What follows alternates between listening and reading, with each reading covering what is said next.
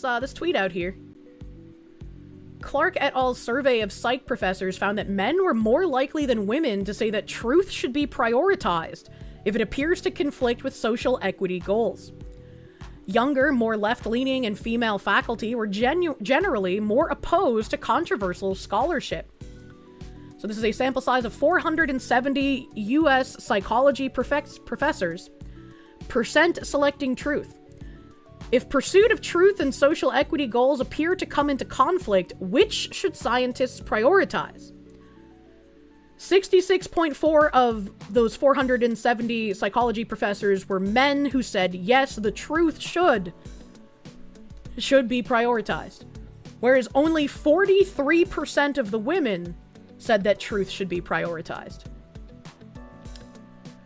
Now that's kind of fucking weird. That's kind of fucking weird. We've been saying for how long that facts don't care about your feelings, and these women want to put feelings ahead of facts? This study, in and of itself, even if it is a small sample size, should be point proven that women do not belong in positions of power. If they are going to prioritize equity over truth, they should not be chancellors, they should not be police officers, they should not be judges, they should not be politicians. If you are unable to prioritize truth over your feelings or whatever the fuck you feel like equity is, you cannot be trusted to wield any sort of power. Only 66 men is just as worrying. No, I agree with you there. The fact that men are only at 66 is also worrying. Because that means that there is a whole host of weak-ass men who would be willing to do anything that make themselves look good rather than being in the pursuit of truth. Believe all women, including when it is a lie, apparently, especially when it's a lie, you know? It's also the psychology field. I think that should be even more worrying, right? If you have 43% of women in the psychology field who would put feelings and equity over the truth, how many of those women are prescribing medication to people that shouldn't have medication? How many of those people are not questioning some of the mental health conditions their patients have and instead reinforcing them? You guys remember, Travis and James Spillane were censored for mere jokes, and this woman is committing official oppression by assaulting a journalist and threatening to go after them if they publish the video. This is a civil rights violation. She should be in prison. I don't know if we covered anything about James Spillane. That might have been something I didn't catch on to, but Travis did get a censor and did have this whole, like, sham kangaroo court of people being like, we disavow, because he made a joke saying we need a final solution for the theater kid problem in politics or some shit like that. Which, politics does have a theater kid problem, so. This is a video that says, Kristine Perez, supposedly Republican, supposedly, Londonderry, went ballistic at the Londonderry Old Home Days Festival. Apparently, she burst into the Republican tent, almost knocking down the House Speaker, and then started screaming at the Senate President because she thought her name wasn't announced, which wasn't even true. Hey, we're not doing this here today. Kristine, I'm a gun carrying. Kristine, seriously, we're not going to do this. This is a free state.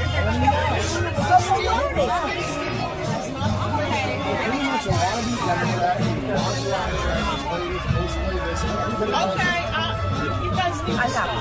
Take that. Stop him. Stop him. Let's kill that. I'm in the tent. Excuse me. You put that out and I'll go after you. Okay, fine. What a crazy bitch. What a crazy bitch. I don't know who's running against her, but I'll endorse that guy. Whoever can take her seat from her, I'll endorse that guy. It's a fucking boomer Karen. It's kind of crazy. Will there be repercussions for that lady? Will there be people asking for a performative censor for her? I wonder. I guarantee that woman sympathizes with Clancy. I would not be surprised. But I guess this isn't a slur anymore. I don't know. Usually the baseline is like, well, if a politician says it, surely everyone else can say it, right? I don't know. Every dollar squandered on redundancy or bureaucracy or waste, it's an insult to you, the taxpayer. And it's a theft from warfighters. This is a new department with a new focus on our core mission, where we're restoring the warrior ethos, and that means a focus, an unrelenting, uncompromising focus on lethality. It means no more DEI. It means no more trannies, just training. Hell yeah. No more trannies, just training. It means colorblind, gender neutral, merit-based, back to basics, across the board, no matter if you're carrying a rifle or you're working on the plant floor. That's crazy how they were like, you know, we lowered the standards in the military. We made a lot of things kind of ineffectual. Let's maybe go back to having a functioning military. Maybe we should do that. Oh my god, he said, yeah, I would not expect him to say that. I was shocked.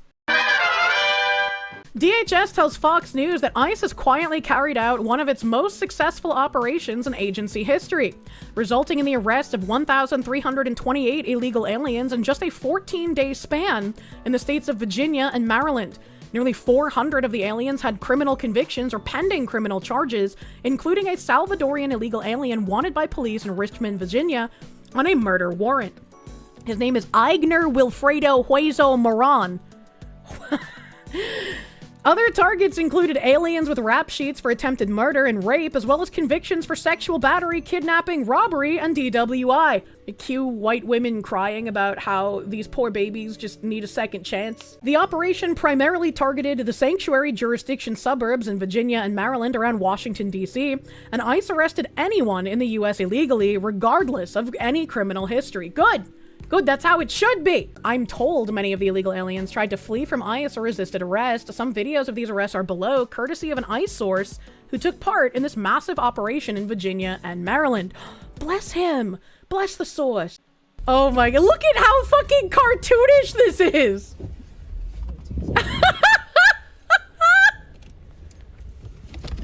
Fucking got what I voted for again, bitch! Cue the Benny Hill theme.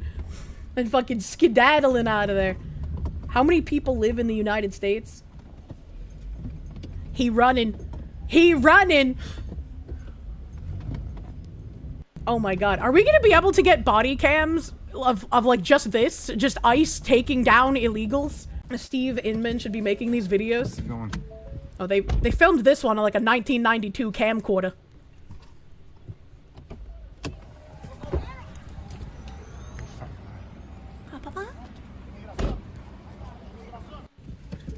Oh, he got tackled real fast. God damn.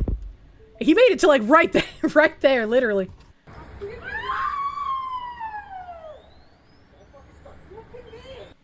What's that meme? Hysteric alien screaming? Can you just say rip Dolly Parton? True and real. Rip Dolly Parton, buddy. Let's see, this is just a picture. So, for some reasons, the photos never attached or loaded to the original post. Oh, okay, so that wasn't a me issue. That was a Twitter issue. That was a Twitter issue. Kind of like that illegal shorts, though. Where'd he buy those? A woman crying. Let's just stop having laws and shit. Ooh, he kind of got the light bulb head effect. More arrests from this operation. Yes, show me more videos. Oh, he's sweating. He's sweating. Huge noggin. You'd imagine you'd have a brain to match, but I guess not. Ooh, urgent animal care. Did he try running into a veterinary clinic? Flying Nanook, thank you. Noticing quite a bit of high-vis wear on these vids. Please hire American for your construction needs. True and real. Why is he so sweaty? Running from the cops will have that happen to you.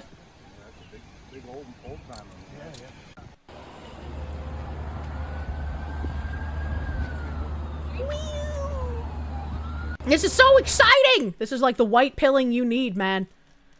It's happening. Mass deportations. That's a small deportation, not mass. You can take a small win, but we're on limited time. Well, still 1,328 in a 14-day span? That seems like a lot of people in 2 weeks in one area. So... You're living in a dying community. Former mayor of Massena, New York, James Heidi, speaks up at a public meeting about whether the town should allow data centers to be built there. You have no revenue coming in, and within the next 3 years, the town government will have to start laying people off. Massena has crumbling infrastructure. We're losing people left and right in this community. Look at the number of boarded up houses. Look at the number of businesses that are going out of business. Mr. Heidi appears to be warm towards allowing data centers in Massena, not because they're ideal, nor because they even tend to generate that much in revenue or jobs, but because basically Massena is dying. and cannot afford to say no to any form of investment in the community. His comments about Massena's decline are hauntingly accurate, and his speech is sobering, and his remarks on Massena are irrefutable. This is what this Twitter person is talking about. These places are dying. If they are to be resuscitated, it's now or never. And judging by these heckling the former mayor as he offered his public comment, the answer is likely to be never.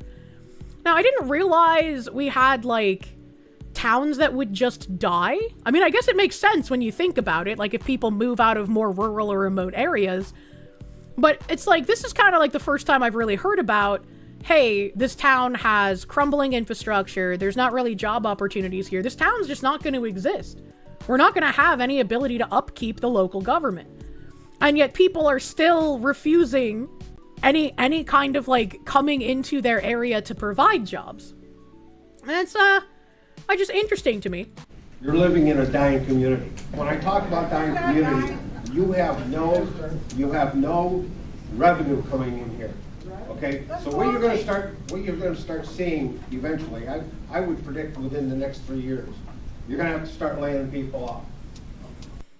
And if you look at, like, who's here, right, it looks like mostly older people, like 55 plus. Like, this is probably a lady in maybe her 30s.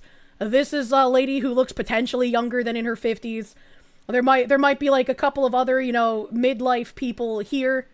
All right, but there's no one young here. There's no one seemingly holding children. It's all old people. You know, or I'll tell you, if somebody wants to buy, there's a huge hotel right here. A lot of rooms available if anybody wants to buy it.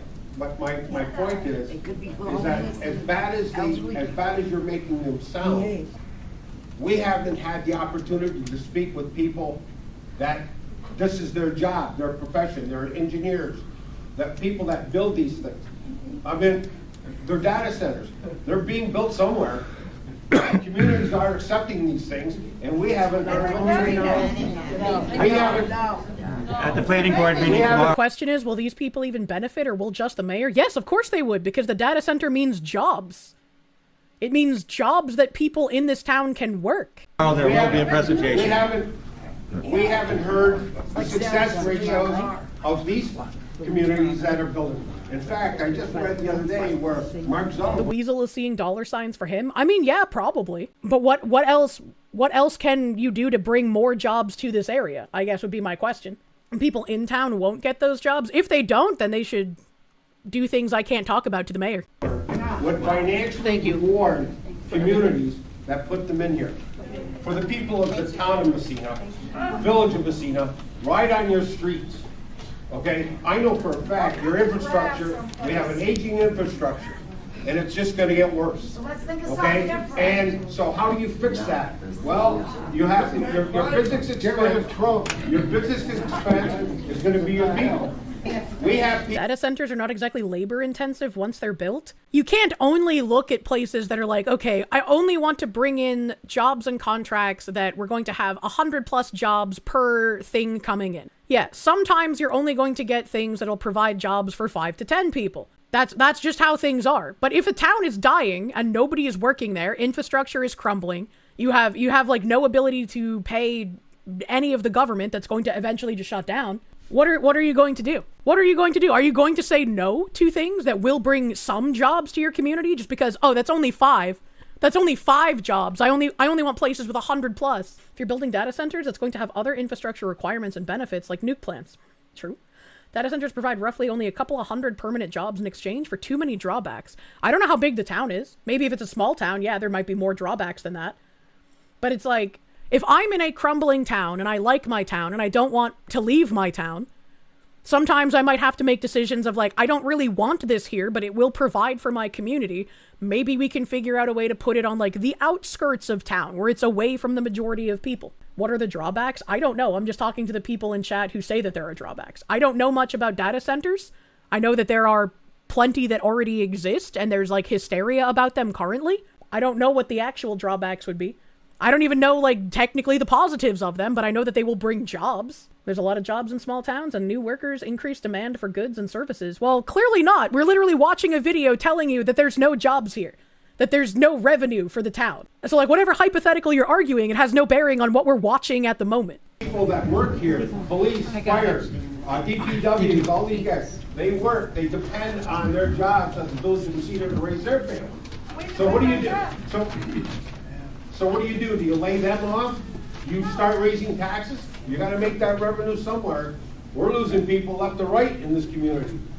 Look at the number. And this, I think, is another thing, right? Like where people are saying it's not going to be the locals working at that factory, which if they hire people who aren't locals at that data center, I think there should basically be rioting at that point, right? Because if you promise your community, I'm bringing this here for your jobs, and then you hire foreigners, you've just lied to them, have you not? But either way, if they don't bring in anything, this town is either going to become a ghost town, or they're going to get thousands of foreigners imported to them. So they're going to collapse either way. Number of boarded houses. Look at the number of the businesses are going out of business. One restaurant opens, another one closes.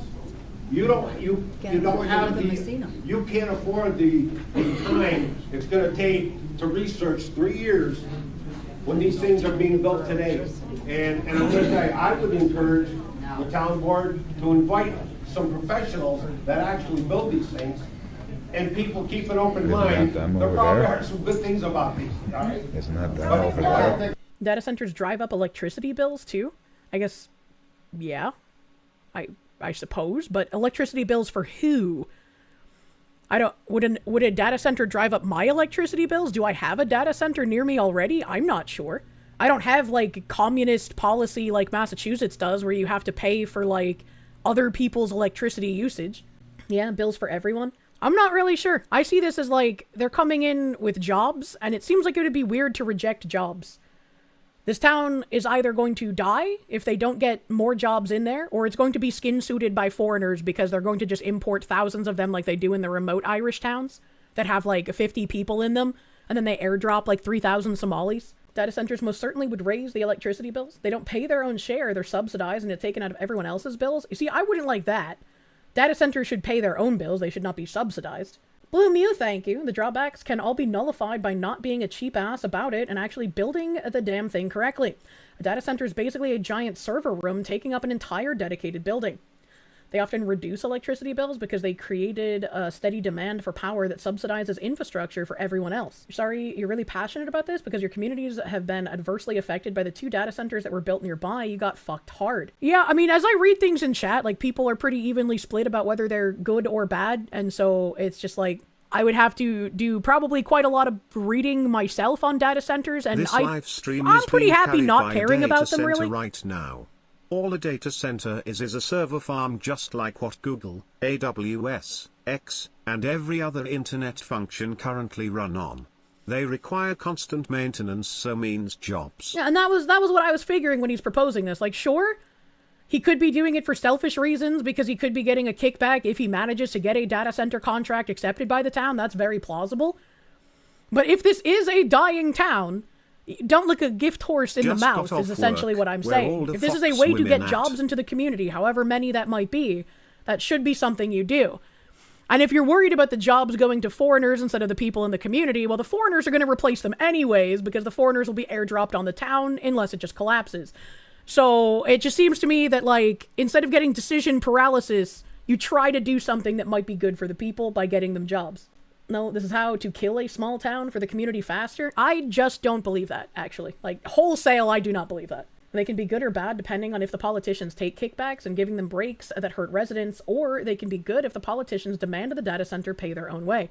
And we don't have that information from this guy, so we don't know if he's going to make them pay their own way or not. Fighting a losing battle, didn't realize how bad Messina was, re-job creation. You may be wasting your time in that community, possibly time to relocate. I mean, if no one else wants to save it, why waste your time and talent on it? That's a fair point. If people don't wanna save something themselves, nothing you can really do can save it for them. A lot of the data center negatives are from corrupt government and power companies exploiting the excuse of the data center needs more power, so you need to pay more. At the end, it's not the data center itself, but the government, regulations, and power companies themselves. Even if not all the jobs are local, high-skilled labor to run and maintain the server farm will move closer to the center, and that will be more local tax revenue and residents. Also fair. A company you support got the same kind of treatment decades ago. Lifetime Event made a movie about them. Big business comes in to run a town. Townspeople rise up and defeat the big corporation. Yippee. In reality, the company bought land down the road and the area lost out on 800 jobs. Yeah, again, it's just like, maybe there are more drawbacks that I am just not aware of. I don't think I will be able to get an accurate description of drawbacks from people in chat since everyone seems very, very polarized on this. But if you're a dying town, you don't have much options. And so if somebody comes with like, we can make some jobs here, I think it might be a good idea to try and negotiate with that. The town is fucked either way. If they do, prices may go up and possible foreigners. If they don't, the utility companies will close and you won't be able to live there anymore anyways. Yeah, that's fair. You shouldn't ever try to save anything. You should just constantly give up. Why try when you can die? That's a great mentality, chat. You've solved it. You're so fucking smart. A leftist films herself going around stealing right-wing and religious books from the little free libraries. She then replaces them with leftist literature and advertisements for pornographic books like Flamer. Democrats are desperate to give your kids porn. Why would you put these in the little free libraries? That's so fucking weird, man. That's so fucking weird. Hi, I replace right-wing and religious propaganda I find in little free libraries with banned books. And here is everything I currently have in my car to put into little free libraries in my area. Flamer by Mike Curato? I hate that word gay. It makes me feel unsafe. Why would you want to call yourself a flamer instead of gay? I don't know. Graphic novel coming of age, young adult, LGBTQ plus friendly. Why is it banned? Flamer was removed without review from the Mission Consolidad Independent School District in Texas after a Christian nationalist group referred to the book as filthy and evil. In other words, gay. Does it show sexual situations in it, lady? Primarily thrift for these, but I do have a couple that a lovely, lovely person purchased from my banned books wish list. A copy of The Hunger Games. Thank you, thrift books. I know The Hunger Games is a banned book? I don't think that's true. I don't think that's true at all. Why the Caged Bird Sings, The Kite Runner, 13 Reasons Why, Stamped, New... Isn't The Kite Runner, like, literally required reading in middle school? The fuck is this lady talking about? Kid, Beyond Magenta, 2 copies of Blubber by Judy Blume, Persepolis, Night by Elie Wiesel, and 2 copies of The Hate U Give. What? I also have 2 very cute dot grid journals. They've got really cute illustrations on them. Why would you put journals in a little free library? That's for people to, like, take a book and then return it after. And a couple copies of the banned book zine that I make. I think this is, like, the most stuff I've ever had, like, all at once. I am off work tomorrow, so I am going to hit up, I believe there's 6 little free libraries in my town, so we're gonna try to hit them all. Hi, I replace right-wing and religious propaganda. I find it... That's kind of weird.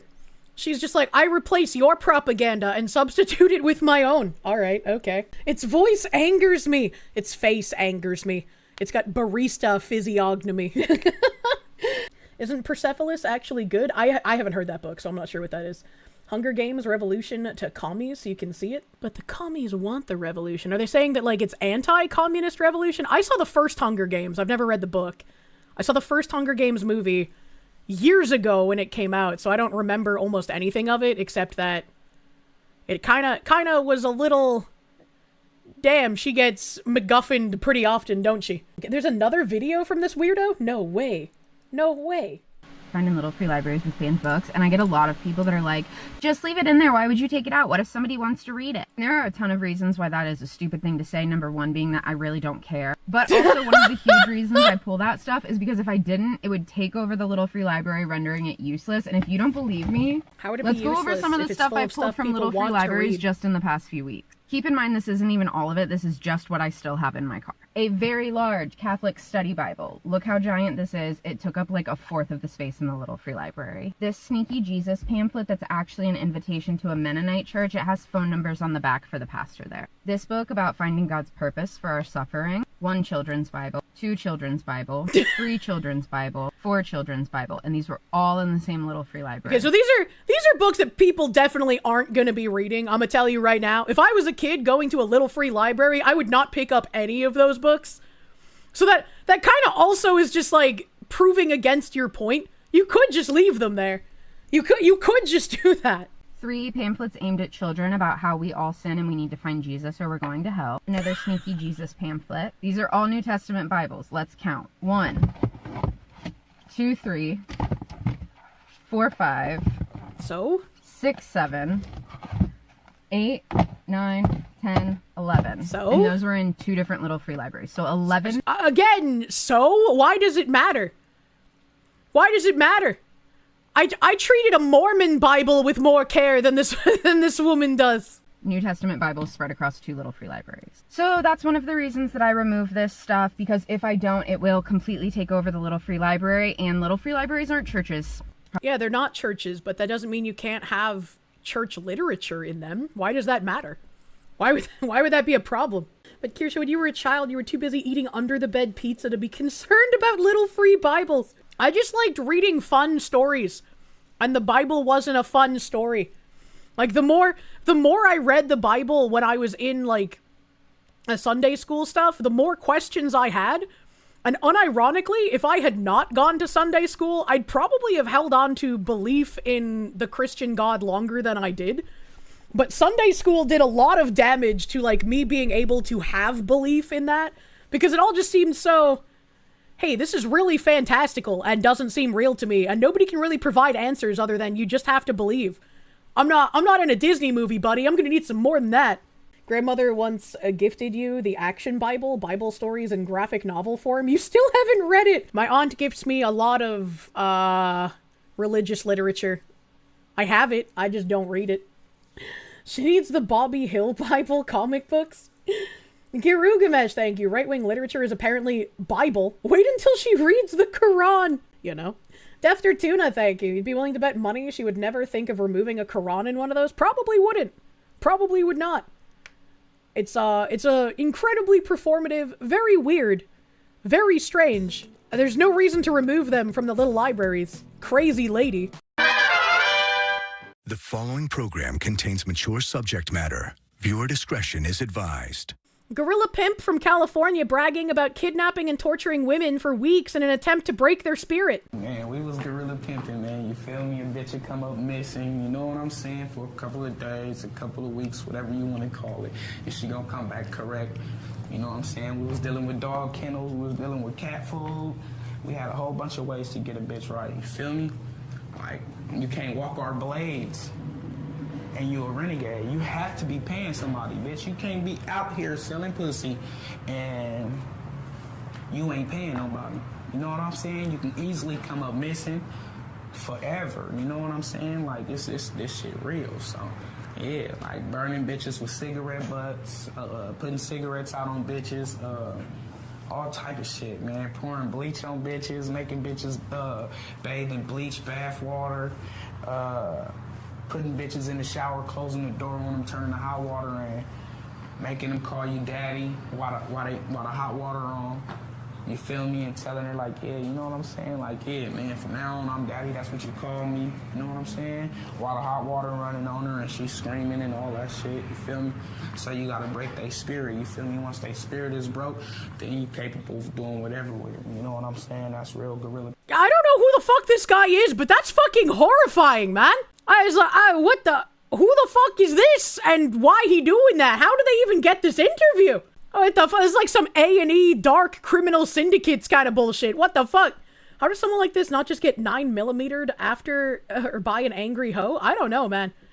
I don't know, man. Pimpin' ain't easy, it seems. California Gorilla Pimp says he doesn't care about the chances of his daughter being broken by other pimps if she's 18. Who the fuck is Gorilla Pimp? Who is this guy? Where did they find him? Richie says he'd let his daughter be on the blade. How would you feel? You said on soft white underbelly and dog kennels and cages.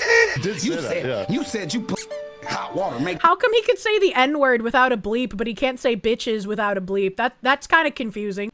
Call you daddy. How would you feel if they put your daughter in that cage? How old is my daughter? If she 18, that's her motherfucking bad. Cause I'm not Captain Saving nothing. And I'ma show her the game. I'ma show her the game. If this what you wanna do, bitch, you better be the biggest madam in the world. You wanna be turmoil? You wanna be a goldfish? My got big fishing poles on the dead homies. Get your ass in one of them situations. I'm your daddy. On my dead homies, I'm not coming looking for you.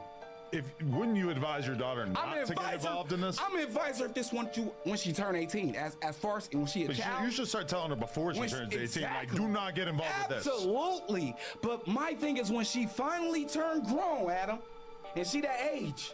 Adam? Where, like Adam 22? Is that what he looks like now? There's no way. What you want to do, baby, on my dead homies. You got to realize this pimps out here that'll put you in the dog kennel. Right. And if you put yourself in that situation, 1000% he's on the down low. I don't know. That's crazy. That's fucking crazy. Where do you find these people? Who is gorilla pimp? Let's look that up. A gorilla pimp is not a specific individual, but rather a law enforcement and subculture term for a human trafficker or a pimp who relies on extreme physical violence, brutality, and intimidation to control victims. Oh, so a gorilla pimp isn't a guy, it's a type of pimp. And that guy is a gorilla pimp. I have a question. My hand is raised. How is it racist if you call a black guy a gorilla, but it's not racist to call a black pimp a gorilla pimp? I'm a little confused on the rules here. But when I Googled the gorilla pimp after the explanation of that, the first thing that comes up is this.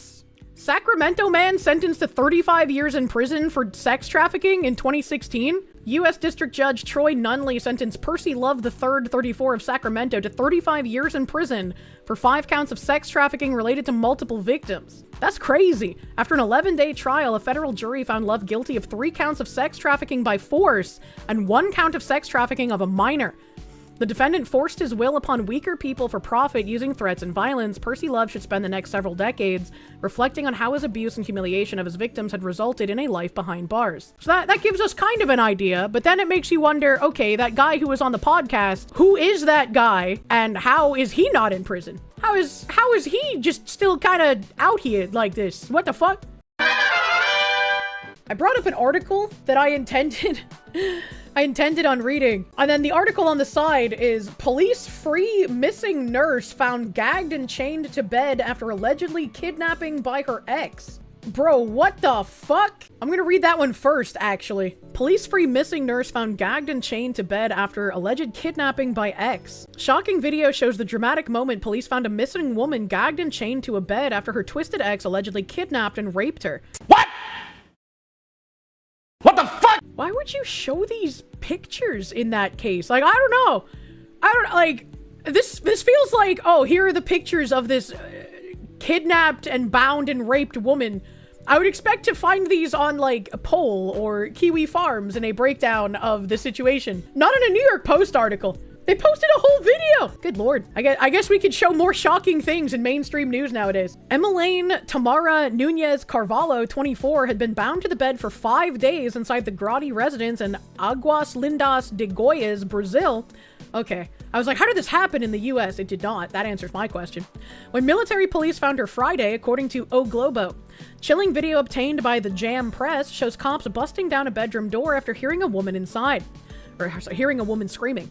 Inside, they found Carvalho visibly trembling in fear with a gas mask over her face as she was freed from her ropes and chains, the clip shows. I'm guessing the gas mask was to muffle her noises? I can't really think of why else they would put that on.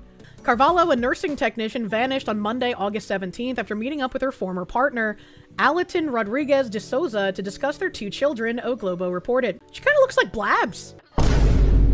It's like Brazil Blabs. And he instead attacked her and brought her to a hideout where he allegedly raped her and tied her up and loaded her up with drugs until her rescue on Friday, according to the authorities. Inside one of the rooms, the victim was located gagging with the lower and upper limbs in addition to the neck restricted by ropes, handcuffs, and chain.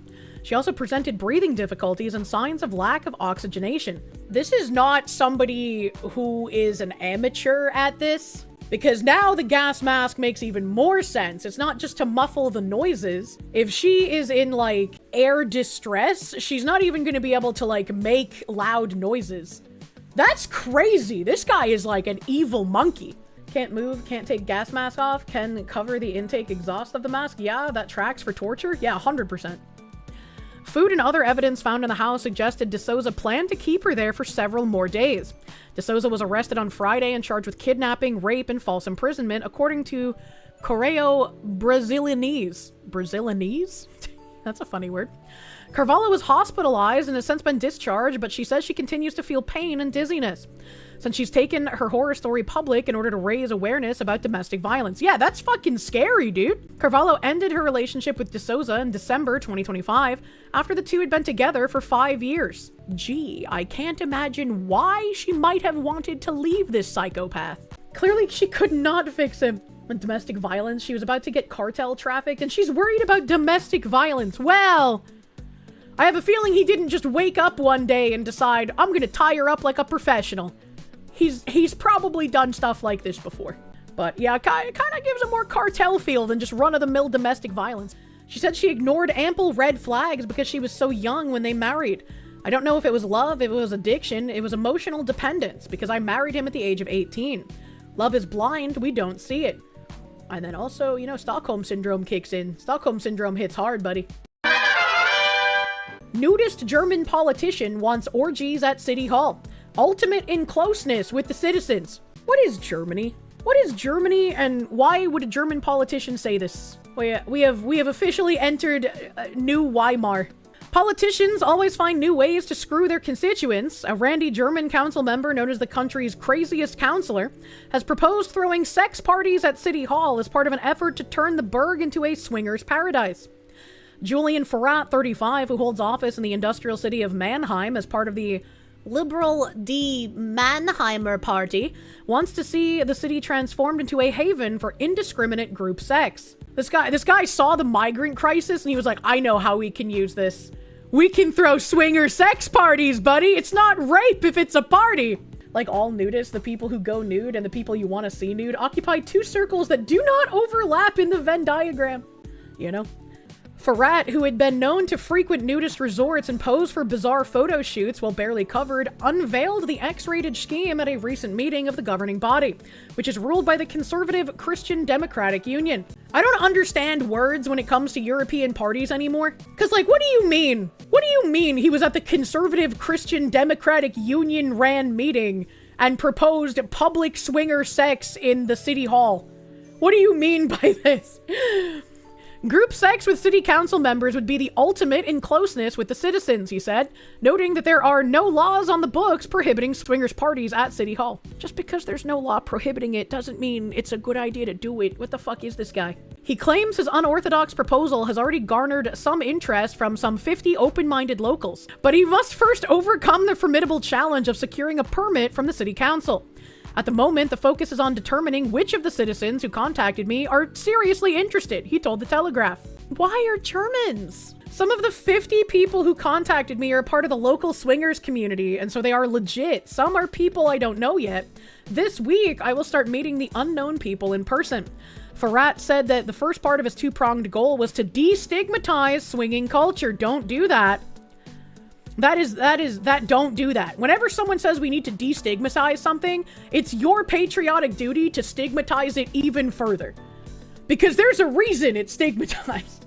They have two settings, degenerate or genocidal. What happens when the degenerate and genocidal sides overlap? Choco, thank you. There's no laws about the swingers, Batman. Ah, there should be. Cladex, thank you. The conservative party of infinite progressivism. You know?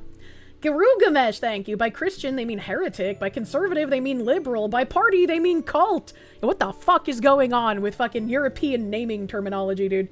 Naming conventions. What is happening, dude? Professor John Wolfman, thank you. You know, you think Germany might have some kind of genetic memory that makes it so they don't go to war occasionally, they go crazy. I don't like the thought of like there being something in Germans' DNA that they have to go to war every so often or else they just start breaking down like some sort of crazed isotope thing. That might track. Ferrat said his goal was to destigmatize swinging culture, while the second is all about promoting my vision of a nudist swinger paradise in Mannheim, similar to Cap d'Agde, a French nudist resort where he organized an educational trip last year with 28 participants, according to the Toronto Sun. Why would you do that? German politicians are happening. The mixing of nudism and swinging is the reason why the nudist village in Gagged is doing very well compared to other nudist resorts. Nudist tourism is declining, but swinger tourism is increasing. His ultimate goal, however, is to market Mannheim as Gagged's little sister, which he believes would generate additional tax revenue for the city's coffers without burdening citizens in the form of tax increases or fee increases. Officials in Mannheim, however, told the outlet they have serious doubts considering the admissibility and feasibility. Undeterred by these and other potential obstacles, Farhat insisted, "My political swinger party will definitely take place." What? Why would you want to take two degenerate things that are constantly the butt of a joke every time they're spoken about, and then put them together and be like, this is the hill I want to die on? Why would you do that? Why are politicians always self-interested and give zero fucks about their actual constituency? I think it is very interesting that he's just like, I just want to be a flagrant degenerate and I also enjoy voyeurism, so I want to force everyone to have to deal with my degeneracy in public. But actually, it's going to bring revenue from all the tourism. Trust me, buddy. This is peak. What if we print more money so no one is poor thinking, but instead it's, why don't we just turn reality into my fetish porn so no one is sexually frustrated? Yeah, it's kind of fucking weird. 300 years ago, they would have just had the weird politician orgy and not told anyone. Yeah, but nowadays, it's all about being degenerate in as publicly a way as possible. Why would you hide your degeneracy instead of forcing other people to take part?